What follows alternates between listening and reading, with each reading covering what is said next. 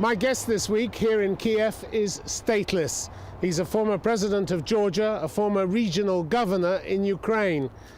And hanging over him, multiple allegations of criminal activity and a 3-year prison sentence for abuse of power. He's Mikheil Saakasvili, once the darling of the West for spearheading the Rose Revolution in Georgia in 2003. But has he now made too many enemies and run out of road?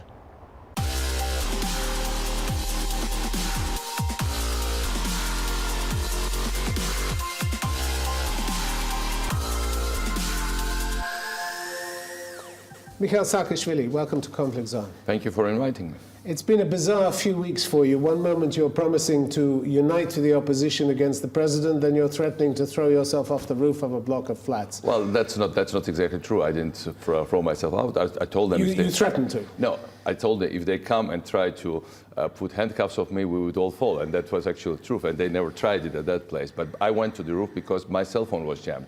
And I needed to call people. So I had to go to the roof. It had very pragmatic reason. Until the end, one first message got through at the edge of the roof. So that's how telecommunications work these days. But this is street theater you're involved in. A lot of people are wondering whether you've lost the plot. No, well, look, it's not about me. I think people have... You made it about you, didn't you? You made it about you. You said, I'm well, a prisoner, let's say, I'm a prisoner of the oligarchs. Let's say the government is doing all kind of bizarre things that in many ways is making it about me, because since 1 year they've been involved in all kind of manipulations to squeeze me out of Ukraine. Yeah, but you scuffle with police, you insult the leaders, you cross an international border with an invalid passport. You're asking for it, aren't you? Yeah, look, it all started from the fact that they re-registered my party on somebody else's name. Then they deprived me of nationality illegally. Then they didn't let me back illegally because I had valid document to enter Ukraine. At least I had the right to be considered as an applicant. But you didn't have to come back. They didn't force you to come back. Well, they didn't want to. They obviously didn't want to come back, yeah, for and sure. You wanted to come back. I agree with that, but because another day, another stunt, isn't it? No, I wanted to come back because I believe in the future of this country, and I believe that I have a place in the future of this country. As simple as that. And these guys don't want me here. Period. But one moment you're screaming at the people to go out, take to the streets, throw out Poroshenko and the thieves, as you put it. Yes. And then you write him a letter saying, oh, it's nothing personal. Yeah, it's nothing personal. And let's have a chat. It's nothing personal. I actually... Bewildering array of mixed messages. No. I actually made it very clear that I'm willing, it's nothing personal about me. It's not about Poroshenko per se. It's about the oligarch. You called him a thief. That's pretty personal. Absolutely. The whole clique is a clique of thieves. But it doesn't mean that we should... But apart from that, it's not personal. And the only thing I made clear we would talk about the terms of transition, because this country needs transition. The country is in deep trouble. Ukraine might disintegrate, just fall apart if this whole thing continues. And I'm very worried about that. But you're parading through the streets, wearing a flag and carrying a handcuff on one of your things. And you that wasn't of my choice. That's basically they put it on me. And you seem to revel in selfies. I'm the one who gets most of the selfies, you told a reporter. Well, that's part of our job, as you know. So you like being in the public eye. You're enjoying this enormously, aren't you? Without public support, I cannot achieve much. The only thing that can keep me moving here, the only thing how we can achieve something here in the situation where legal system is failing, the institutions don't work. Ukraine basically is so far the state with absolutely failed institutions. The only way how we can get it through your message is through people. But you seem desperate for publicity. No, I'm desperate for result. Ukraine needs to be rescued. Ukraine is the biggest country in Europe, and it's right now failing. But maybe it doesn't want to be rescued by you. I mean, a couple of years ago when you got here, your poll ratings were good. You claimed last August to be always among the 3 or 4 most popular politicians. But even here, that's not saying much these days, is it? A poll last September by the International Republican Institute showed that 70% of Ukrainians had either a somewhat unfavorable or very unfavorable view of you. Let me say, Ukrainians right now hate all the politicians, but this is the poll from December.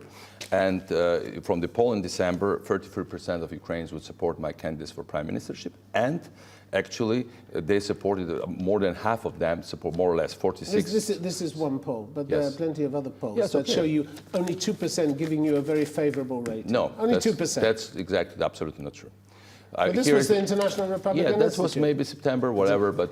You look, think they seesaw like that their all the last time? poll, IRS last poll from December, actually from November, something like that, which is the latest poll that you mentioned, gave me exactly the same ratings as President Poroshenko. President Poroshenko was all around media, and I was absolutely yeah, and pretty unpopular. Yeah, pretty unpopular. So that's not a big achievement, but considering I was going to say you set the bar pretty low, didn't you? Yeah, that's pretty low. But unfortunately, most of Ukrainian politicians are there. But we've been, since we started this movement, since we actually really took up this flag of battle, we've been moving ahead. And my party is making it to parliament, despite the media blockage. As I said, 33% in this poll are supporting my candidates for prime minister. And basically, main thing is people are supporting our agenda. And that's more important than personal support. Well, you say that, and you insisted to a magazine last August. You said Ukrainians would never forgive you if you just gave up the fight against corruption. So. Never forgive you, as if you're the last best savior of this country? Well, some people believe like that. So I don't think... The 2% who gave you a very favorable rating last September. You have thousands.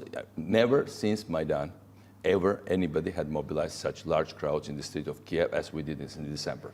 And this, I accept that's all about me, but I helped to do it. I helped to do it with a group of people, lots of good young people, lots of new faces. But it is about you, because you told a magazine last August, you said, if I gave up, that would mean I'm just like everybody else. Absolutely. And all my life I've tried not to be just like everybody Absolutely. else. So it is all about you. No, it's not being like this. Look, this country... Lots of politicians talk about their vision, and you talk about you. In this country... What you want to be. I just made a film which is all about Ukraine's future. How Ukraine can make it. I talk about new political system, new economy, new energy system, new tourist industry of Ukraine. This is all about Ukraine. My legacy in Georgia is all about results. I would like to create... We'll come on to that a little later. Yeah, but let's talk about your time as governor of Odessa. Yes. In 2015, Mr. Poroshenko offered you the job of governor of Odessa region. And you went with a reformist zeal, let's put it like that. You said people expected with a real revolution comes real change, but we had the revolution that basically didn't produce real change. Now is the time to resolve this. And then 18 months later, you say you've been sabotaged and you leave. Because that's the fact of life. You don't... And you didn't expect this. This is known as one of the most notorious areas of corruption in Ukraine, in a very corrupt country in Ukraine. And you just gave it 18 months and then gave up. Exactly, because when I went there, we all believed, the team that I brought with me, we all believed that Poroshenko would have interest in supporting us, that and the Kiev elite would have stake in supporting us. You thought it would be that easy? No, really? I thought that they had, it's all started nicely and well. It all started beautiful. People brought this government and Poroshenko with 54%. We had Maidan. And with all the criticisms we had of them and with all the skepticism we had of them, we still thought, they'll make, this time it will be different. Why? Because it was after Maidan. Because that's the European choice. Because that's... But you know how entrenched corruption is in a country like this? You start somewhere. And you only gave it 18, that's all you were prepared to give it. Maxim Eristavi, Ukrainian civil rights advocate, said last year, that's you, he quit early, just blaming everything and everyone else for not achieving anything during that period. Well, that's not exactly right. We didn't achieve anything. We built a road that had not been built for 40 years. We had it built.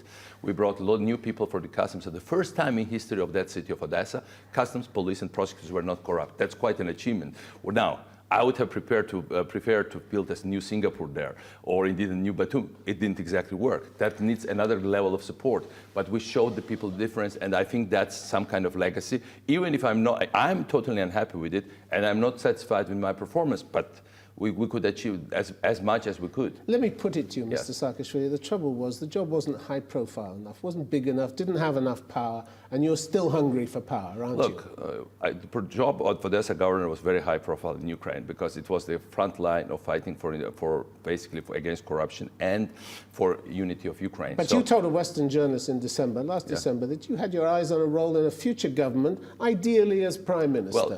Well, so you're hungry for power. Let me put very plain. When Poroshenko offered me twice to become prime minister, I declined. I declined because I thought it would be window dressing. I declined because he wanted me to use my popularity at that moment to kind of do this PR stunt for him. But I thought that it would not, when I asked him, would I be allowed to have my ministers, would I allowed to have a call for new elections together with him if we wanted a real change? He said, absolutely not. Then I said, I cannot take the job. But of course, if we have new elections, if we have change of elite, if we have new people, and if people want me to serve as prime minister, and 33% according to these polls I showed, they support it, yeah, why not? I am willing to assume the responsibility. How did you think you were going to make progress in this country? Yeah. By making serious allegations constantly against powerful people. You think after you've called everyone else a crook, and everybody says you're a crook, and you call them liars, you think you're going to be the last man standing here? It becomes a joke, isn't it? You said Poroshenko is a thief who is mega corrupt and is plundering the whole of Ukraine, and we will go to Parliament and call for his impeachment. Serious charges. But you laid not one shred of evidence in the public domain. There's plenty of evidence. No, but you say this. You don't do the hard work. You don't do the analysis. You don't do the conversations. You haven't. We did. You haven't put it out there in the public domain. Everybody says this about you. We just had a bunch of big scandals, very well documented, about president abusing his power, about president abusing his office, taking part in money laundering, reinforcing the oligarchs, having direct conflict of interest. Where's the proof that you could take to a court? Yeah. Where's the proof? To which court? The court that they full courts that fully control. By the way, we have lots of lawsuits against them in every court, but as a rule, we are losing. The legal system in this country does work. Oligarchs control political power, media, prosecutors, courts, police system. But every time you make a major allegation like this and you don't provide the evidence, you devalue your own currency. No, I think we are getting more and more support of the people. People are getting awareness. I think we saw in Romania what had happened when institutions had failed people. I think Ukrainians were no worse than Romanians. I think they will eventually, through peaceful protest, force institutions to work, to perform their duty, and to get rid of the corrupt oligarchy. You're using these allegations the way a lot of politicians use slogans. You somehow don't feel the need to prove them, but you just call them all crooks. In Ukraine's case, you call them all crooks. In Ukraine's case, evidence is everywhere, and unfortunately, almost entire elite of Ukraine are. But that's almost a cliche. That's almost a cliche. Let's face it. You think that gets rid of the need to actually provide solid evidence? We have totally solid evidence, but put it out there. The biggest evidence Ukraine has. Ukraine is not growing. The economy is stagnating. Ukraine has become the poorest GDP per capita country in Europe. And on the strength of that, you tell them they're all crooks. Yeah, and as a result, this is a result of these corrupt elites. That wouldn't stand up in any court of law. You have president becoming partner to biggest oligarchs on electricity monopoly. Then he raises electricity prices, and then he benefits from it directly. You knew this before you took on the job. Absolutely, no. You knew this. You knew he was an oligarch. You knew he hadn't sold his chocolate business, even though he'd promised to do this. You had no illusions, or you should have had no illusions about what you were getting into. You gave it 18 months, then you call them all crooks. You throw up your hands, and then you walk out. Well, nothing is static. When we started, we both believed that he had unique chance to become somebody else. Yes, he had all these corrupt backgrounds and connections, but on the other hand, people gave him mandate. And we believed that initially he started quite well. He brought quite some young people. He allowed us to have some autonomy. He allowed us to create National Anti-Corruption Bureau. He allowed to have transparent loan purchases. There are certain, he allowed us to create National Anti-Corruption Bureau and also to create new police force as an embryo. So there were a number of steps taken in the right direction. Not everything was so bad. But at a certain moment, this all came into conflict with his personal interests and personal of oligarchs. And then he had a choice. And unfortunately, he made absolutely wrong choice. He decided, well, if I had been in his place, I would never have opted for Forbes' list of billionaires. I would have opted to become a historic figure. He would rather be in Forbes' list of billionaires than to be a historic figure. That's the difference of vision. Mr. Saakasvili, you claimed in December that a presidential emissary had visited you, said all your problems would go away, current accusations of receiving illegal funds, all that, if you would simply criticize the opposition politician Julia Tymoshenko and stop criticizing him. I was told my troubles would be over if I agreed to these things. I would get my passport back in 5 minutes. But when you were asked for the name of the emissary, you wouldn't give it. The one detail that would have substantiated your story you couldn't provide? Well, that's because that's basically the person that I didn't want to, because Why not? he wasn't to be blamed for it. He No, was. but I mean, it gives you credibility, and if you don't give the name, you have no credibility with the story. Every action after that proved that he was right. After that, everything that they menaced me with happened. How does anyone know that you didn't just make up the Look, story? because they told me, we will go after you. We'll create so-called compromise on you. We'll put it on television. We will. But you're still here. We will. You're still here. Yes, we will. You're not under arrest. We will arrest you and we'll throw you out of the country. You're always saying the courts I'm are fixed here. The courts actually refused to put you under house there arrest. Was one, so it isn't that fixed. Exceptional judge who said that all the evidence against me is fake, that it's all empty, that I should be set free, and that there you are, justice in Ukraine. There's one person, and she was immediately dismissed. Right now, she's facing. And you're free to talk. You're free to wander around. She's stateless as you are, but you're free to be here. They haven't put you on a plane to Georgia, which they could do. Because I still have official paper. Which they could do. They did it with some of my people, but I'm something else. They put several groups of Georgians back on their head, and with special flights, with the separate instances of special flights, they sent people away. And I'm somebody else. When I was in prison, in KGB prison here, 50,000 people took to the streets and went actually to my prison walls. That was quite a message to the government. That's why I think it also influenced the judge. It really showed it that I'm not alone and people are standing by. That's what matters, ultimately. Let's talk about Georgia, if we may. Sure. January the 5th, in absentia, a court convicted you of abuse of power, gave you a 3-year jail term. Yeah. They say that in 2008 you misused your presidential power to pardon 4 police officers convicted of the murder of a banker, Sandro Giovagliani, and that the pardons were part of a deal to cover up evidence surrounding the killing. Yes. Well, look. You say that's a lie. No. Nobody has ever tried in modern history presidents for pardoning. You remember Bill Clinton, pardoning his... It's not just about pardoning, it's about whether you covered up evidence surrounding the killing. Nobody has ever... The Constitution of Georgia makes it absolutely unlimited right for president to pardon. That first. Second, these guys served the term and they were pardoned together with 133 other military officers. Yeah, but there were holes. Yes. Huge holes in the case. In 2011, the European Court of Human Rights slammed the entire investigation and implicated you in a cover-up, didn't it? No. It said it was struck by how the different branches of state power, the Ministry of the Interior, the Public Prosecutor's Office, the Prisons Department, the Domestic Courts, and the President of Georgia all acted in concert in preventing justice from being done. That's a huge allegation against you. At the same time, the European Court of Human Rights just last December had said on the case against my former Prime Minister who is in prison that he is basically a hostage to the fact that they were looking for some kind of evidence against me, and because they refused to provide it, it was a purely political case. The government of Georgia have hired 10 best world investigators, like retired ones. You were president at the time. This government of Georgia, that's controlled by biggest private shareholder. But this is 2011. Yes, but let me tell you about what... You were still president. Yes, exactly. But let me tell you what's happening now. I know, but let's not get away from what happened then.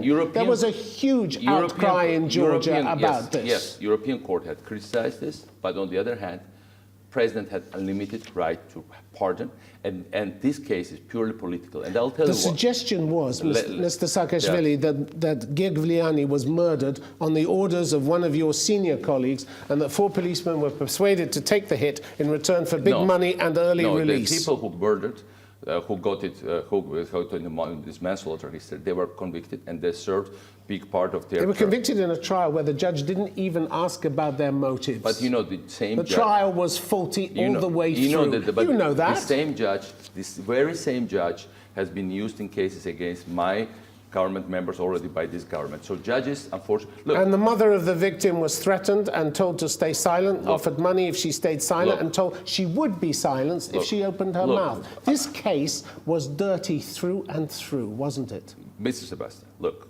country I took as a Georgia was a failed country. Way back then. You wouldn't expect me to turn a failed country with no budget, with no functioning institutions, we turned into a very performing, brilliant case of success and reforms, but it couldn't have been turned into absolute perfect liberal. So that was an excuse for preventing justice from being done? Liberal democracy. That's an excuse for preventing justice from being done. English-style judicial system. Our judicial system had been failing. This is true. I would admit it. The accusation is that you prevented justice from being done. But it's just not true. Our judicial system was weak then, and our judicial system is even worse now. But your human rights record wasn't that good either during the time you were there, was it? You would not expect... Your crackdown on the press, for instance. The Imedi TV station that your security forces raided in 2007, physically abusing journalists, destroying their equipment. But still it went back to the air. So it went out there, but you put your own commissar in power in the station for 5 years. It still stays there. It hates me. There were plenty of other stations. The main result of my work is in a region where nobody quits on their own. When I had full power, much more than Poroshenko ever would have here, I quit on my own through elections. I gave peaceful transition of power. As you should have done. Absolutely. As you should have done. Absolutely. Are you claiming credit simply for doing what any normal president in a normal country should have done? Not in our region. You look around in our region, nobody does that. Tito Japaridze, your former foreign minister, said it was clear by the end of your first term you were using your authority to create an unshakable power fiefdom. He called your style of ruling ultimately authoritarian. It was, wasn't it? Tito Japaridze was working for the biggest private shareholder of Gazprom, Ivanishvili oligarch. That doesn't mean he was wrong. Yeah, there are plenty of other people who said the same thing, including the human rights organizations, including them. Look at. We moved Georgia from one of the worst place of doing business to being one of the best, from 127th position to 9th position. We moved. And you spied on your own people comprehensively. It's not true. You had a so-called dirty archive full of sex tapes featuring politicians, activists, and well-known Georgia stockpiled to use as blackmail. Nobody has ever produced. Don't repeat the bullshit of Russian propaganda. Nobody has ever produced it. They destroyed it. September 2013, the government destroyed 145 compact discs in front of the press. No, it's not true. Nobody has ever produced evidence of it. It was all made up. It was made up first by Russian propaganda and repeated by biggest private shareholder of Gazprom. I specifically prohibited to put together any evidence on private life. This is very important for me personally because that's exactly what they've been using against me under previous government. That's what they're trying to use against me in Ukraine. I just hate those things. In Georgia, Georgia's system was far from ideal, but Georgia had the best reforms in terms of corruption in this region. Georgia had the best far-performing institutions, short of course, best judicial system, which it wasn't there. Georgia had, Georgia's government, when they're talking about fiefdom, they had 10 best investigators in the world who were looking for my offshores, for my accounts, for my something. They couldn't find anything because they don't exist. So one of your co-leaders of the so-called Rose Revolution, Nino Burjanadze, said in 2012 Georgia had become like the Bolshevik system. You know who she is? Criticize the regime, you're an enemy of the people. Kim, she is the biggest admirer of Putin. She is the biggest friend of Putin. That's a smear, isn't it? No, but no. Just because she said there were questions to answer about the war with Russia in 2008, you hit back and said people who say the time for questions will come are traitors and Russian spies. You smeared her. This is not didn't you? This is not my. You smeared her. This is not my terminology. First, you smeared her. I never called people like that traitors, but traitors is not my term. But in her case, she after war in Georgia, after Russian invasion into Georgia, she went with Putin and basically stood in front of Russian military parade,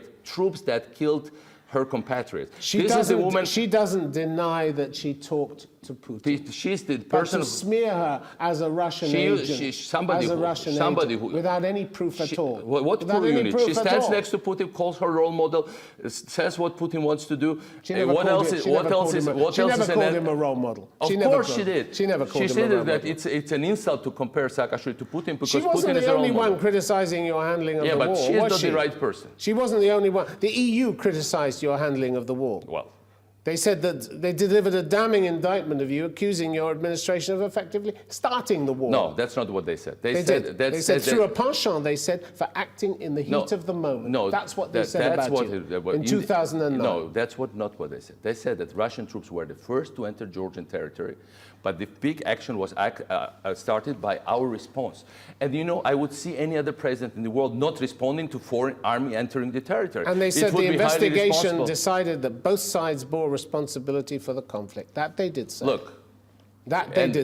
Which flatly contradicts your version. No, the thing is that small country Georgia was invaded by 100 times bigger country with Russia.